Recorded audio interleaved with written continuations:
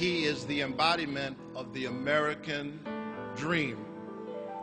Regardless of whether you are a Democrat, Republican, or an independent, when you think about the long history of America, Barack Obama makes us proud. All Americans. All Americans. Scripture tells us that when Joshua and the Israelites arrived at the gates of Jericho, they could not enter.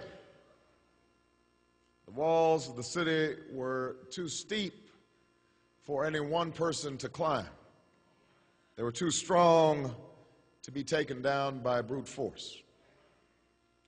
And so the people sat for days, unable to pass on through.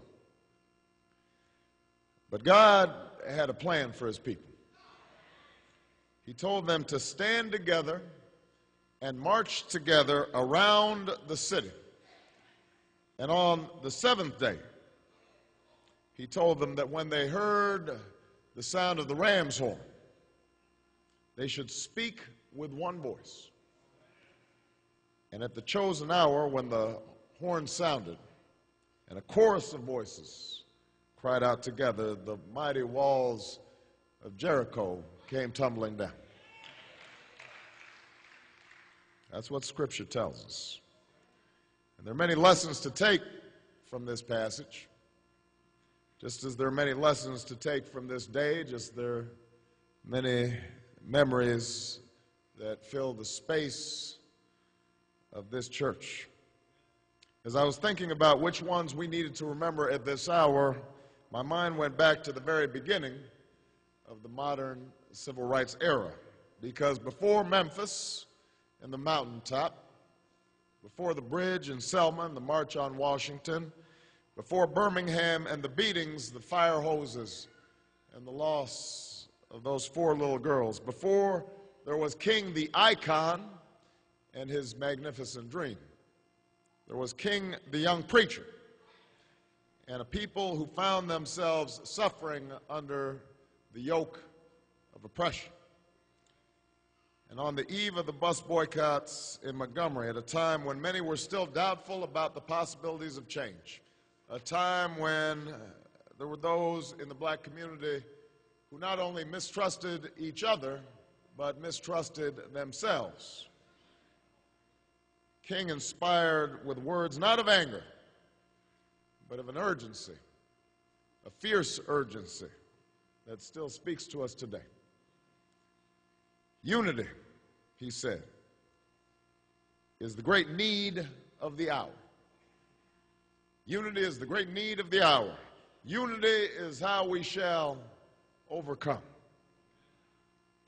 What Dr. King understood is that if just one person chose to walk instead of ride the bus, those walls of oppression would not be moved. But maybe if a few more decided to walk, those foundations might start to shake.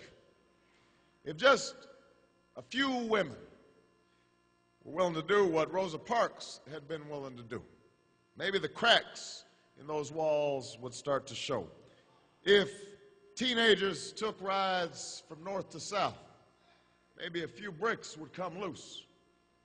Maybe if white folks marched because they had come to understand that their freedom was wrapped up in the freedom of others, that they too had a stake in the impending battle, the walls would begin to sway. And if enough Americans were awakened to injustice, if they joined together, North and South, rich and poor, Jew and Gentile, then perhaps that wall would come tumbling down, and justice would flow like waters and righteousness like a mighty stream. Unity is the great need of the hour. That's what Dr. King said. And it is the great need of this hour as well. Not because it sounds pleasant, not because it makes us feel good, but because it's the only way we can overcome the essential deficit that exists in this country. I'm not talking about the budget deficit. I'm not talking about the trade deficit. I'm talking about the moral deficit in this country.